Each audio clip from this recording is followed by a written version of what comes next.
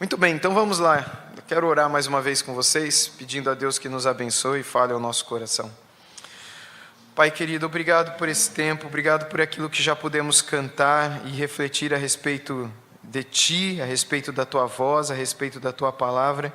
E agora, Pai, à medida que nós entramos nela, nós pedimos que o Senhor possa falar ao nosso coração e nos ajudar na reflexão que faremos a respeito do pântano da desconfiança, como John Bunyan o chamou, que pode ser percebido tanto na Tua palavra, na jornada do Teu povo, em vários momentos de sua história. Que o Senhor nos ajude a nos identificarmos aqui também, a fim de que vejamos os sinais que o Senhor nos deixa para que nos livremos dessas quedas tão possíveis a cada um de nós ao longo da nossa caminhada também. Assim te rogamos em nome de Jesus. Amém.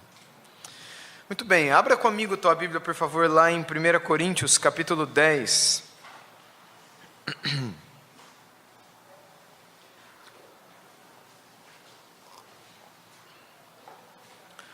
John Bunyan em perspectiva, a caminhada cristã. Quando a gente pensa na caminhada cristã, muita coisa me vem à mente. Mas talvez a principal ideia que me vem à mente é lembrar da história do povo de Israel, enquanto eles peregrinavam do Egito até a terra prometida, até a Nova Canaã. Aqueles 40 anos que Moisés passou com eles no deserto. E muitas coisas que ali eles viveram, e que de certo modo são uma lembrança da nossa própria peregrinação, da nossa própria história também. Em 1 Coríntios, capítulo 10, versos 1 a 13, nós encontramos um resumo daquilo que foram os 40 anos em que o povo de Israel peregrinou do Egito até a Nova Canaã, ou a Canaã. A nova porque para eles seria nova, porque ela seria conquistada partindo de Jericó, Ai e tantas outras cidades, tantos outros reinos que foram conquistados por Josué, Calebe e toda aquela geração deles. Mas esse texto aqui nos narra aquilo que aconteceu imediatamente antes, e que é, na verdade, não só a história dos pais dos conquistadores de Canaã, mas a nossa própria história também. Porque, de certo modo, nós também vivemos uma peregrinação nesse mundo. Cada um de nós também tem uma história da saída da cidade da destruição, como John Bunyan a chamou. Nós todos aqui temos uma história da saída do Egito, do nosso tempo de escravidão, da nossa vida no pecado, da nossa história nesse mundo, com os vínculos no pecado e nesse mundo, e a nossa caminhada, a nossa peregrinação daqui, desde o dia em que nos encontramos com Cristo e fomos crucificados para a velha vida, até o dia em que nos encontraremos face a face com aquele que nos amou e deu a vida dele por nós. E vamos ver aqui em 1 Coríntios 10, de 1 a 13, um pouco como foi a vida desses judeus que peregrinaram 40 anos no deserto, e como era a vida dos coríntios, e como é um pouco da nossa história também.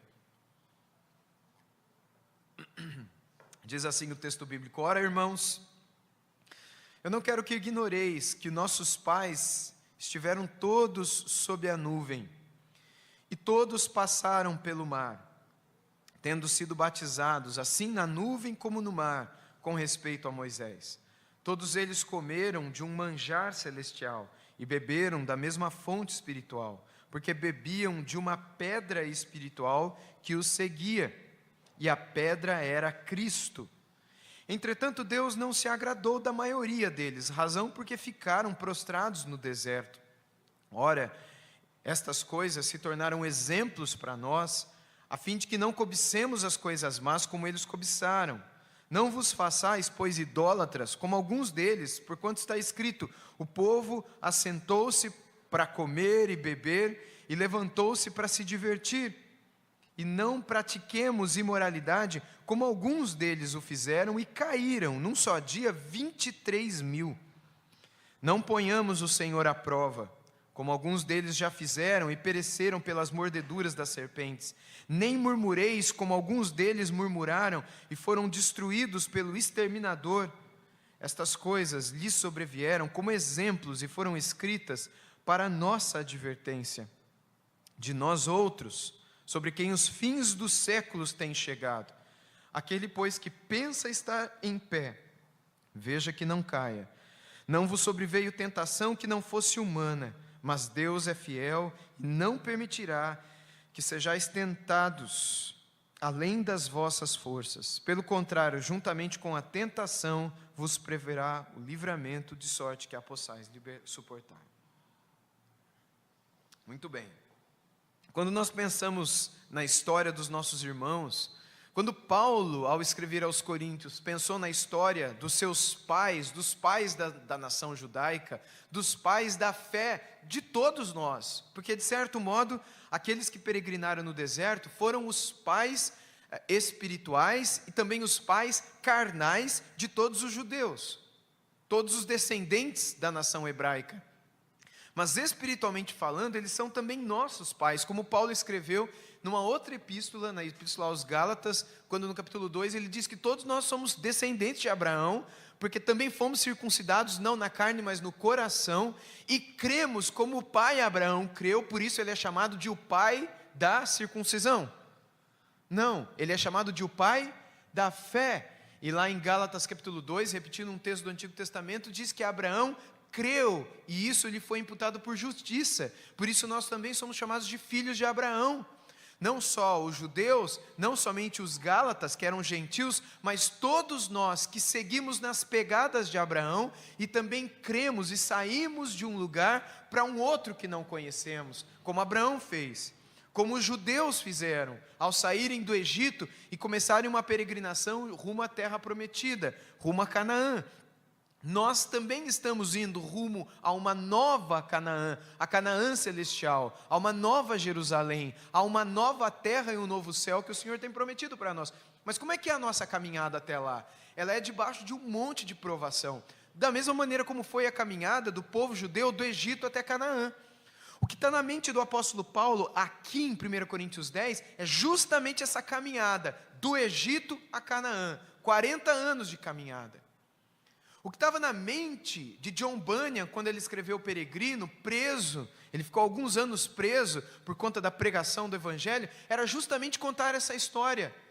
Talvez num primeiro momento para seus filhos, para sua esposa, para sua pequena comunidade em Bedford, cidade de Bedford, mas com certeza para muitos outros cristãos que estavam vivendo tribulações e momentos difíceis no século 17 por conta da perseguição religiosa.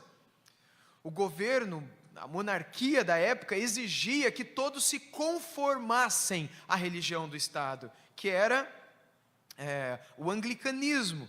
Eles deveriam se conformar àquela religião. Ainda saía rei, entrava rei, e o século 17 na Inglaterra foi uma bagunça. Alguns queriam conformar todos de volta, trazer de volta para o catolicismo romano.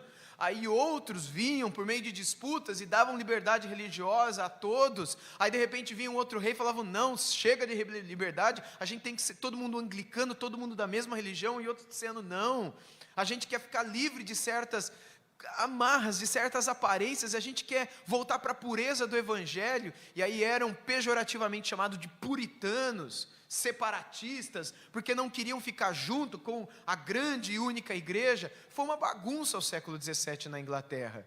Mas por causa da falta de liberdade religiosa, muitos foram perseguidos e presos, inclusive o John Bunyan. Foi de uma cadeia que ele escreveu esse livro, que é um dos livros mais famosos da história do cristianismo. E como alguns já disseram aqui, talvez o segundo livro mais impresso da história depois da Bíblia. Ele escreveu isso de uma cadeia e contou para contar justamente a história do peregrino que somos todos nós. E dessa história que nasce do momento da nossa conversão e termina no momento que a gente chega no céu. Então é cheio de spoiler aqui, né? Aquilo que a gente vai dizer. Se você nunca leu O Peregrino, nunca viu o filme O Peregrino, assista. Quem aqui nunca leu ou nunca viu o filme? Levanta a mão. Ok, então vocês vão ficar sabendo de algumas coisas hoje aqui.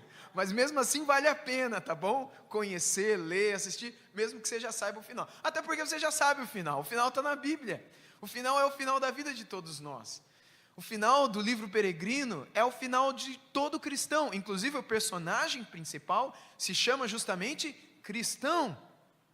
Ali John Bunyan quer mostrar como é a vida de cada um de nós. E como é a sua vida? A sua vida não é muito diferente da vida daquele homem. Assim como não é muito diferente da vida dos coríntios que receberam esses 13 versículos. Assim como não é muito diferente da vida dos judeus que peregrinaram do Egito até a Canaã daqueles dias. Bom, vamos olhar para o texto de 1 Coríntios 10 e tentar entender um pouquinho dessa jornada. A primeira coisa que estava no coração de Paulo, que estava no coração de Bunyan também, era o perigo da ignorância. Quando ele diz: irmãos, não quero que ignoreis que os nossos pais, que estiveram sob a nuvem, todos passaram pelo mar. Que mar foi esse? Foi o Mar Vermelho. Que nuvem foi essa? Era aquela que os acompanhava de dia e de noite, e que mostrava o caminho que eles deveriam seguir enquanto eles não chegavam na terra prometida. Todos eles foram batizados assim na nuvem como no mar, com respeito a Moisés. O que isso quer dizer? Obviamente eles não foram batizados como nós somos batizados hoje, mas a ideia é que eles foram submersos, eles foram totalmente envolvidos por dentro e por fora pela presença de Deus enquanto peregrinavam no deserto. Deus estava com eles o tempo todo. Eles comeram e beberam na presença de Deus, eles foram curados na presença de Deus, eles foram libertados na presença de Deus, eles cometeram pecados na presença de Deus, eles se tornaram idólatras na presença de Deus, eles cometeram adultério na presença de Deus. Por outro lado, Deus os perdoava e os curava, e fazia com que eles continuamente vissem milagres, tudo na presença de Deus. Porque a partir do momento que nós deixamos a velha vida e começamos uma nova história com Deus, tudo é feito na presença de Deus. E nós podemos agradá-lo ou entristecê-lo. Nós podemos nos encher do Espírito e nos alegrarmos com a presença e na presença de Deus, assim como nós podemos entristecer o Espírito Santo de Deus, que não nos abandona, que não faz com que a gente perca a salvação quando nós pecamos. Muito pelo contrário, Ele permanece conosco, intercedendo por nós, nos mostrando o pecado, nos convencendo do nosso erro, razão pela qual nós ficamos tristes quando pecamos.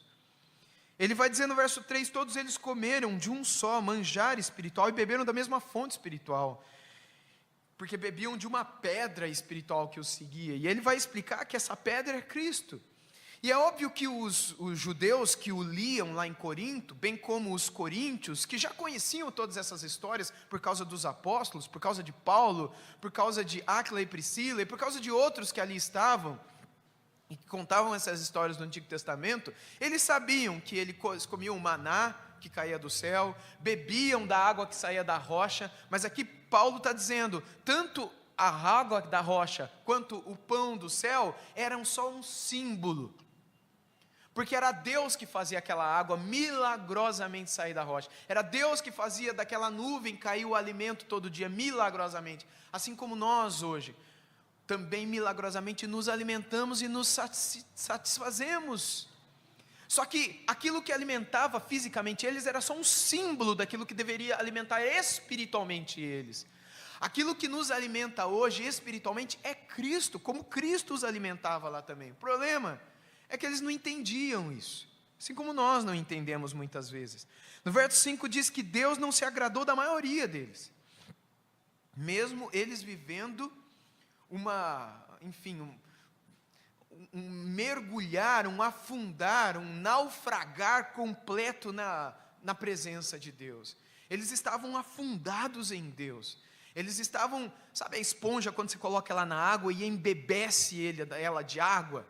E aí depois você solta, espreme, sai um montão de água. Eles estavam embebecidos, sabe, da presença de Deus. Mas mesmo assim Deus não se agradou da maioria deles. Razão porque ficaram prostrados no deserto. O que isso significa que a maioria deles morreu no deserto e não foi para o céu. E aí no verso 6, veja o que ele diz. Essas coisas se tornaram exemplos para nós. Aqueles peregrinos do Egito a Canaã são exemplos, para quê? E ele diz, a fim de que não cobicemos as coisas más como eles cobiçaram. Por que a maioria deles, enquanto peregrinos do Egito até Canaã, morreram no deserto e foram para o inferno, embora estavam cercados da presença e dos milagres de Deus? É como se ele estivesse dizendo aqui, nós também vemos o poder de Deus o tempo todo. Para vir para cá a gente tem livramentos. Para ir para casa, a gente conta com os livramentos e a proteção de Deus. Para estar aqui agora, a gente espera que os anjos do Senhor e o próprio Senhor esteja acampando e nos guardando. As coisas que a gente deixou lá em casa, a nossa vida, semana que vem, tudo que a gente vai fazer no trabalho, na escola, a gente não espera que Deus nos proteja. O tempo todo a gente conta com a provisão, com a providência, com os livramentos de Deus. E a gente vê tudo isso acontecendo, mas sabe qual que é o problema? O problema é que, e John Bunyan vai colocar isso, daqui a pouquinho eu vou ler o trecho no livro Peregrino em que ele narra isso. O problema é que mesmo nós, vendo tanto de Deus, tanto do poder, tanto da ação, tanto dos milagres, tanto do cuidado, ainda assim temos tempo para olhar para o lado e cobiçar aquilo que Deus odeia. E cobiçar as coisas más, como eles cobiçaram. O texto no verso 7 diz que não só eles cobiçavam aquilo que era mal, e a gente vê isso no livro de Números. O livro de Números, o quarto livro da Bíblia, conta a história dessa peregrinação de 40 anos pelo deserto. E mostra lá no capítulo 11, quando eles cobiçaram não sei se vocês vão lembrar, quando eles vão para Moisés e reclamam porque eles não têm carne naquele deserto para comer, porque eles não têm o cebolão, não têm o alho silvestre, não têm o pepino do Egito. E ele fala, a gente só tem esse maná, é só esse maná, a gente já cansou de ver esse milagre de cair comida da nuvem. A gente quer um pouco daquilo que a gente tinha. E eles começam a murmurar, a reclamar. Quando as coisas demoravam um pouquinho, os milagres, não é? Eles construíam um bezerro de ouro para adorar, enquanto Moisés estava falando com Deus lá no monte que fumegava, no monte Sinai, coisas semelhantes a essa. No verso 7 diz, não vos façais, pois, idólatras, como alguns deles, porquanto está escrito, o povo assentou-se para comer e beber, e levantou-se para divertir-se, e não pratiquemos a imoralidade, como alguns deles o fizeram, e caíram num só dia 23 mil pessoas, isso lá na época que eles atravessaram do Egito para Canaã. Morreram, não eram salvos, mesmo estando na presença de Deus, mesmo estando no meio do povo de Deus. Não queria caminhar com Deus, mas com o povo de Deus. Queria ir para o céu, mas não queria ter o céu no seu próprio coração. Não amava o céu, não amava o Deus do céu, mas queria ir para o céu. Não ponhamos o Senhor à prova, ele diz no verso 9, como alguns deles já fizeram, pereceram pelas mordeduras das serpentes. E aí o verso 10 é especial. Ele diz, nem murmureis, porque era o que eles mais faziam ao longo da sua peregrinação. Como alguns deles murmuraram e foram destruídos pelo exterminador. Quando você lê o livro de Números, você descobre que o nome do exterminador é Yahvé, é Deus. É o Deus que cura e é o Deus que mata. É o Deus que salva, é o Deus que condena. Não é o diabo que faz nada. O diabo já está condenado. O condenado não tem poder para fazer coisa nenhuma. Mas é o Deus que, apesar e a despeito de tudo que fez, livrou, deu a esse povo, ainda havia neste povo um povo cobiçador, um povo murmurador, um povo descontente, um povo idólatra, um povo adúltero. Apesar de tudo que ele fez. O verso 11 diz, estas coisas lhes sobrevieram, para aqueles peregrinos que saíram do Egito, como exemplos, e foram escritas para advertência nossa, de nós outros, sobre quem os fins dos séculos têm chegado. E aí ele cita os versos que são tão famosos, né? Aquele, pois, que está em pé, veja que não caia. É o que estava na mente do John Bunyan, quando ele escreveu lá no comecinho do Peregrino, sobre o pântano da desconfiança. Não vos sobreveio tentação que não fosse humana, mas Deus é fiel, e não permitirá que sejais tentados além das vossas forças, pelo contrário, juntamente com a tentação, vos proverá o livramento, que vai aparecer lá no livro do John Bunyan, como um personagem chamado Auxílio. O livramento, de sorte que possais suportar. Porque sabe qual é o maior livramento de Deus, o maior auxílio de Deus, quando nós começamos a murmurar? Quando nós começamos a pensar em nos desviar do caminho? Quando nós começamos a pender para a imoralidade? quando nós começamos a beber e comer da idolatria, daquilo que é idolatrado pelo povo desse mundo, e a gente começa a amar o que eles amam, cantar o que eles cantam, viver o que eles vivem, falar como eles falam, o único auxílio que pode nos tirar do meio deles, que pode nos tirar do pântano para o qual a gente corre, quando a gente faz o que eles fazem, o único livramento se chama Palavra de Deus, são as promessas de Deus. Ela é o nosso auxílio, que faz com que nós retornemos. Eu quero ler um trechinho especial, que está no livro O Peregrino, onde se narra sobre o pântano da desconfiança. E lá está escrito assim, abro aspas aqui para as palavras do John Bunyan. Após a sua partida da cidade da destruição, se você já leu o livro, você sabe da história, ele estava na cidade dele, com a família dele, com os filhos dele, e ele recebe um livro, e nesse livro ele começa a ler que aquela cidade vai ser destruída, ele tem que sair dali, ele tem que ir para um lugar, ele vai encontrar um... Aí eu não vou contar o resto, que para quem não leu, é interessante ler. Bom, após a saída dele da cidade da destruição, ou seja, ele recebeu a mensagem do Evangelho, o cristão, o personagem principal, começa a sua longa caminhada em direção à cidade celestial. Chegando perto de um pântano, o cristão estava desatento, pois o ambiente do lugar fazia com que os que por ali passassem se sentissem tontos pelo mau cheiro e por isso caiu no brejo. Haviam pegadas naquele lugar conhecidas como promessas de Deus que ajudavam os que passavam por ali a perceberem qual o local mais apropriado a se pisar. Porém, por conta do seu medo, foi impedido de observá-las. Cristão se encontra com um homem chamado Auxílio que o ajuda a sair da lama e lhe explica o que é o pântano. E aí são as palavras. Este pântano lamacento é um lugar que não pode ser aterrado. É a depressão para a qual correm continuamente a escória e a imundície que acompanham a condenação do pecado. Por isso chama-se pântano da desconfiança. Essas últimas palavrinhas que estão no livro, a ideia geral aqui presente, é justamente essa ideia da nossa tentação de cairmos nós também naquilo que nos é oferecido continuamente ao longo da nossa peregrinação. Nós, conforme o apóstolo Pedro escreveu nas suas epístolas, também somos peregrinos neste mundo. E enquanto peregrinamos nesse mundo, somos tentados o tempo todo a cairmos nos buracos, naquilo que ele chama aqui de depressão. Aliás, a palavra moderna, depressão, ela vem justamente dessa ideia de buraco, de alteração. Quando você está dirigindo e na estrada você tem a placa, cuidado, depressão 200 metros à frente. O que você entende? Que tem alguém ali em depressão, você tem que parar o carro, fazer um aconselhamento bíblico? Não, depressão 200 metros à frente é porque tem uma alteração no terreno, um buraco, ou um declive, alguma coisa assim. A mesma ideia é a que está por trás aqui. É a mesma ideia da nossa vida. Inclusive, a própria doença de depressão, eu falo disso no meu livro, ela trata dessas alterações que acontecem no ânimo, no apetite, no sono, na vida de alguém que passa pela depressão.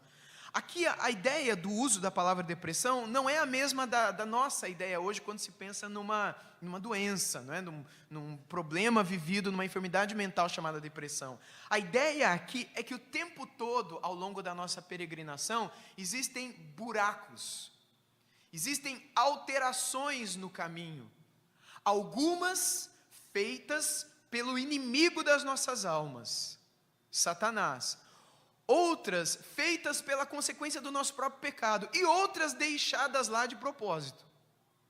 É o mundo, a carne e o diabo, que o tempo todo criam buracos, que são pântanos e que são outras armadilhas, que são colocadas, algumas são montanhas, nas quais existem festas para as quais somos convidados, onde nós somos desafiados a nos banquetear com as vaidades que lá são apresentadas. São os momentos mais alegres da nossa vida. Ele chama de feira de vaidades isso. Outros são pântanos, como esse. São buracos. E nesses buracos não tem alegria. Nesse buraco não tem farra. Não tem festa, não tem vida. A gente é doido para sair de lá. E é justamente nessas horas que a gente se lembra de buscar o auxílio de Deus. E é maravilhoso quando John Bunyan, nessa sua ficção, nesse romance, né, nessa história que ele inventou e que ele contou, ele justamente ilustrou aquilo que Deus faz conosco, quando a gente passa pela mesma situação. Quando nós vemos essas alterações na trilha e por alguma razão caímos nela, ou seja, caímos em pecado ao longo da nossa longa caminhada. Caímos por quê? Por causa da nossa desatenção, que é a ideia do personagem lá no início do livro do Peregrino. Por causa da desatenção dele, ele caiu naquele pântano. Assim como nós também, que quando passamos perto do pecado, a gente fica meio tonto. Lá na ilustração, diz que ele ficou meio tonto mesmo, com tontura, deu uma crise de labirintite nele, por causa do mau cheiro, por causa mas curiosamente ele foi sendo atraído. A gente sabe que o pecado é ruim, mas a gente ama o pecado, não ama? O pecado ele é muito bom, mas no fundo a gente não gosta dele. E quanto mais perto dele nós estamos, mais ele tem o poder de nos entorpecer, mais ele tem o poder de deixar a nossa mente meio tonta, de nos anestesiar a memória, a ponto de que aquilo que a gente sabe que é ruim para nós, nos arrasta para si. E quando menos a gente percebe, a gente está ali, um pouco por causa da nossa desatenção, quanto à orientação que nos foi dada quando saímos da cidade da destruição, quando deixamos o pecado, quando fomos crucificados com Cristo e começamos a nossa peregrinação nesse mundo, e recebemos as informações, mas fomos desatentos a elas, e acabamos saindo pela trilha lamacenta desse pântano da desconfiança, e quando lá então caímos naquele brejo, ali nós entramos em desespero, e de lá dificilmente saímos, a menos que o auxílio de Deus de lá nos tire. É ali que você prova se o cara é de Deus mesmo ou não. O apóstolo Pedro também escreveu sobre isso numa de suas epístolas, e a Bíblia em vários lugares apresenta essa ilustração sobre a porca que volta à lama e o cão que volta ao vômito, lembram? Que fala do cristão que volta a pecar e comete esse tipo de coisa. Qual é a ideia aqui presente? Vocês que têm cachorro, eu tive cachorro, eu não tenho mais cachorro, né? Mas quando a gente morava numa casa, a gente tinha uma cachorrinha que chamava Bibi. E a Bibi gostava de escapar. Na verdade, a história da Bibi é assim, quando eu e minha esposa nos casamos e saímos do seminário, fomos para Araraquara, morar e começar um trabalho lá no ministerial, um trabalho na igreja, todo dia, a gente não tinha filhos ainda, mas todo dia aparecia uma cachorrinha, toda sarnenta, toda machucada, e parava lá na frente de casa e ficava arrastando o portão. Aí um dia, por dó, eu fui lá e dei um pouquinho de comida. Aí no outro dia eu dei um pouquinho de comida e adivinha, nunca mais ela saiu dali, né? Aí um dia eu peguei, coloquei ela dentro ali da garagem, comecei a limpar as feridinhas dela, comprei uns remedinhos, passei nela e colocava lá na rua de novo, para ela ir embora, né? Mas nunca mais ela saiu de casa. Aí a gente pôs ela para dentro e trancamos o portão e ela acabou morando com a gente de uma vez, né? E a gente cuidou da Bibi como se cuidava de um filho. Foi curiosamente quando a gente engravidou do nosso primeiro filho. Eu acho que Deus estava dando a Bibi para a gente já praticar, né? Bem, enfim. Aí quando a Bibi tinha oportunidade, ela fugia, ela escapava. Mas ela voltava. Mas ela amava a carniça, obrigado, irmão. Ela amava a sujeira. E especialmente quando a gente dava banho nela, ela era tipo uma Fox Paulistinha, meio vira-lata, mas parecia Fox Paulistinha, brava. E aí quando eu dava banho nela, ela deixava ela cheirosinha, a primeira coisa que ela fazia era tentar escapar, quando ela estava limpa. E aí ela voltava dali uma meia hora, mais encardida e fedendo carniça. Ela rolava em alguma carniça, né? Tipo, tava nela isso. Eu acho que ela viveu no meio da carniça, a vida inteira dela. Até que eu adotei ela. E quando eu dava banho nela, parecia que ela tinha uma necessidade de voltar a rolar na carniça. E aí ela vomitava. Vomitava, porque ela comia alguma porcaria, e aí depois ela ia e comia grama, até que alguém me falou, deixa que come mato porque faz bem e tal, por isso que a gente tem que comer verdura. Não sei se tem uma coisa a ver com a outra, mas eu lembro disso até hoje. E aí as primeiras vezes eu ia lá e limpava, um dia não deu tempo de eu limpar, mas eu vi que o vômito desapareceu, e a gente tinha um bebê, um filho que engatinhava, eu falei, meu Deus, né? Foi ele que fez o trabalho da Bibi, mas não, foi ela. E aí eu comecei a perceber que todas as vezes que ela vomitava, ela lambia e comia o próprio vômito. Aí depois, conversando com outras pessoas, eu descobri que todo cachorro faz a mesma coisa. Vocês sabiam disso? Vocês têm cachorro? Ok, beleza. É da natureza do cachorro. E não é interessante que a Bíblia diga que nós somos assim? Nós somos como os cães que voltam ao vômito. Está na nossa natureza voltar para o pecado, voltar para aquilo que, mesmo que para nós seja nojento hoje, um pecado em si, a gente ama voltar para ali. É uma coisa que você dá banho num porco. Está na natureza dele viver na lama. Você não consegue tirar aquilo dele. Seria a mesma coisa que você pegar um leopardo ou um leão pequenininho, um leopardo mesmo, ou uma onça pintada pequenininha, e pintar ela. Ela vai crescer do mesmo jeito e vai continuar sendo uma onça pintada. Com a necessidade de uma onça pintada, por mais que você queira disfarçar as manchas, às vezes você descolore, passa uma água oxigenada para descolorir o pelo da onça. Você não muda a natureza. A nossa natureza é inclinada para esses pântanos.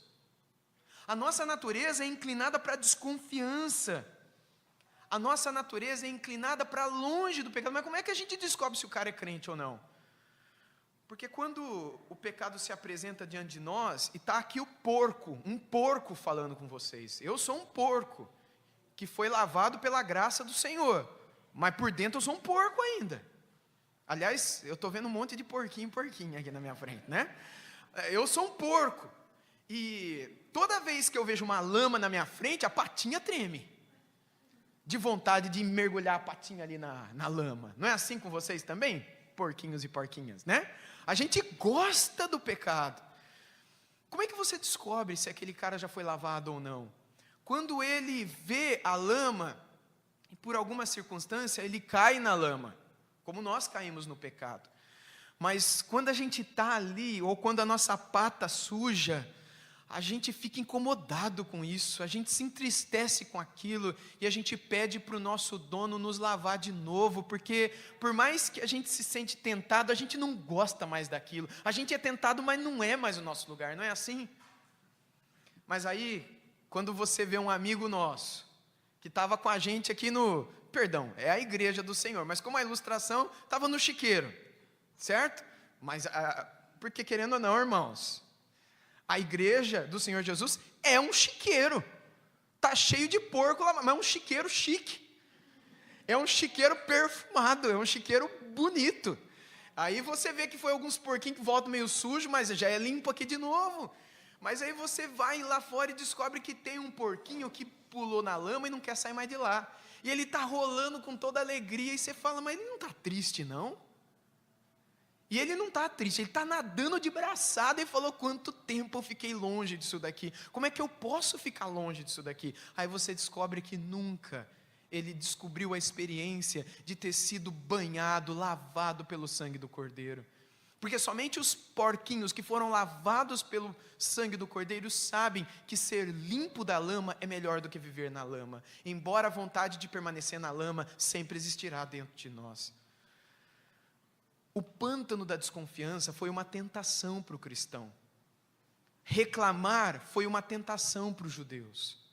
Cometer pecados de idolatria, de imoralidade, de murmuração e tantos outros é uma tentação para nós, como foi para os coríntios. Mas graças a Deus, porque assim como está no livro Peregrino, existia algumas pegadas para ajudá-los a não caírem, o cristão e o cara que estava com ele, que caiu junto dele, e acabou voltando para a cidade da destruição, ele abandonou o caminho, tanto o cristão como outros que passassem por aquele caminho, para que eles não caíssem lá. Quais são essas pegadas? O próprio livro diz que são as promessas de Deus para nós.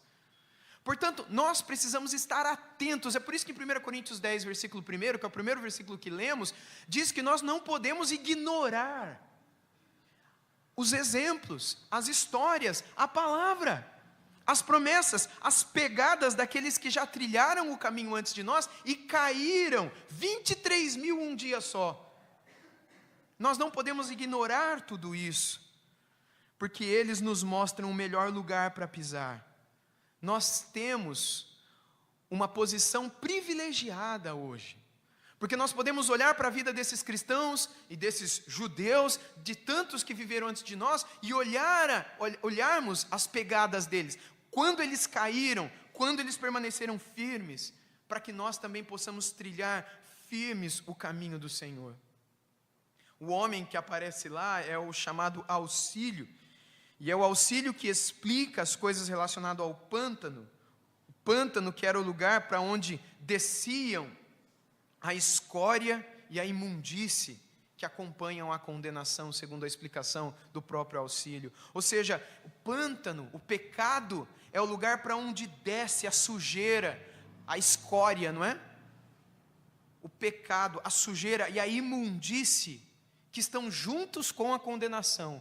O pecado é uma coisa, a condenação eterna é outra, elas estão juntas. Todos os condenados pecam. A natureza pecaminosa, ela acompanha a nossa condenação. A condenação a gente não vê. A condenação é só um decreto que pesa sobre a humanidade, de que todos vão para o inferno. Mas o que decorre dela são os pecados do dia a dia. E esses pecados do dia a dia é que descem para esse pântano, para esse brejo que atola muita gente nele. E muitas vezes, peregrinos que estão pelo caminho. Que passam pelo caminho, pela verdade, pela vida, mas que muitas vezes são tentados, porque o mau cheiro do pecado, você liga a televisão, aí você começa a ficar meio tentado, aí pouco a pouco você fica inebriado, aí sabe aquele cara que fica bêbado só do cheiro de entrar no boteco? Ele não bebeu nada, mas só do cheiro ele já começou a ficar meio tonto. Assim somos nós, quando nós vivemos tão perto do pecado por meio daquilo que vemos na internet, por meio daquilo que vemos na televisão, por meio daquilo que lemos, por meio daquilo que ouvimos. E por que da desconfiança? Pântano da desconfiança. Porque eles desconfiam da palavra de Deus, desconfiam das pegadas deixadas no caminho, desconfiam de tudo aquilo que Deus já disse para eles, todas as placas, todos os nãos, todos os cuidados, todos os não olhe para isso, não toque naquilo, não faça aquilo outro, não porque se fizer vai ser condenado, não, condenado você já está, ou liberto você já está. Deus nos diz não para nos proteger, Deus nos diz não por nos amar, Deus diz não desça para lá, siga firme, porque Ele nos ama, como uma mãe, como um pai que diz para a sua criança, não toque na panela, não é porque ela é chata, é porque ela ama a criança e não quer que a mão da criança se queime. Não bote o dedinho no buraco da tomada, mas é tão bonitinho, me lembra o nariz da porca pig, mas não põe, porque se você pôr o dedo ali, você vai ver o raio do Thor descendo sobre o seu dedo, e aí você bota um terror na criança. Não fala do Thor, porque senão ela vai querer colocar o dedo mesmo, né? Ela vai querer ter uma experiência da Marvel na tomada. Por que a mãe grita? Por que a mãe não diz, olha filho, aqueles 2 furos que tem na tomada, conduzem para algumas fiações, que conduzem eletricidade que vem do poste de alta tensão, e se você coloca o dedo, é possível que passe para o seu dedo uma alta tensão que vai criar nos seus nervos uma dor eletrizante por causa de toda a forma como o teu corpo é construído. E pode ser que essa dor e essa alta tensão danifique, até mesmo cauterize alguns nervos e algumas veias, dando até mesmo uma parada cardíaca, porque o músculo cardiorrespiratório que está dentro do seu coração, isso tudo para uma criança de 1 ano e meio, ele paralisa devido a uma carga de tantos mil volts. É isso que a mãe fala para a criança, para ela não botar o dedo na tomada? Até isso a criança já morreu já. Mas a mãe diz, não, aí não. Aí a criança olha para a mãe e fala, você é chata, a mãe não gosta de mim. Porque não tem coisa mais legal do que colocar a mão numa panela quente, que está aquele barulhinho saindo, aquela fumacinha, eu quero levar para o meu quarto para brincar. Tem coisa mais legal do que colocar o dedo na tomada para uma criança? Aí a mãe vem falar, não, por quê? Porque ela não nos ama? Por que Deus nos diz não para tantas coisas? É porque Ele nos ama, é porque Ele quer que a gente não ponha a mão na panela, é porque Ele quer que a gente não morra eternamente, porque se talvez Ele nos dissesse da maneira dele, a gente não entenderia, mas por amor, Ele grita aos nossos ouvidos constantemente, para que a gente permaneça no caminho, até o dia que nós entraremos na cidade celestial. Até o dia em que nós o veremos, aquele que nos deixou tantas pegadas, aquele que nos deixou a sua própria palavra, aquele que disse para nós: se vocês estão de pé, cuidem para que vocês não caiam, porque nesse caminho, muitos que estão com vocês estão caindo, e esta queda tem provado a vida e a fé de tantos, mas por amor Deus quer fazer com que vocês permaneçam firmes e de pé, porque uma vez no brejo, só pela graça de Deus para de lá sair, uma vez na lama, uma vez no pântano, da desconfiança, porque desconfiaram da palavra, desconfiaram da verdade, desconfiaram da vida, que viveriam só em Cristo, desconfiados do caminho, acharam que poderiam ter melhor vida, melhor caminho, ali naquele buraco, naquele pântano, desconfiaram e por isso caíram. Mas graças a Deus pelo auxílio que Ele nos traz, pela sua palavra, para que a gente retorne para a sua presença, que a gente possa continuamente clamar ao Senhor, que Ele nos dê graça, para permanecermos como o cristão de John Bunyan, permaneceu no caminho, a despeito de tantas tentações, a despeito de tantos convites que ele recebeu ao longo da sua peregrinação. Vamos orar ao Senhor e pedir isso a Ele. Pai, Tu sabes que em nossa peregrinação nesse mundo, nós também recebemos e receberemos muitos convites. E ao mesmo tempo, Deus, ficaremos desatentos e negligenciaremos a muitas das orientações que o Senhor nos deixou em Sua palavra. E isso vai fazer com que a gente seja tentado a cair, a desviar, a afundar muitas vezes, sem que a gente tenha forças para sair do pecado para o qual entramos e no qual nos afundamos. Por isso, Senhor, dá-nos graça para que a gente possa permanecer firme no Senhor, na Tua presença e na Tua palavra. Livra-nos de todo mau caminho e que nós estejamos firmes naquele que é o caminho, a verdade e a vida. Em nome dele oramos. Amém.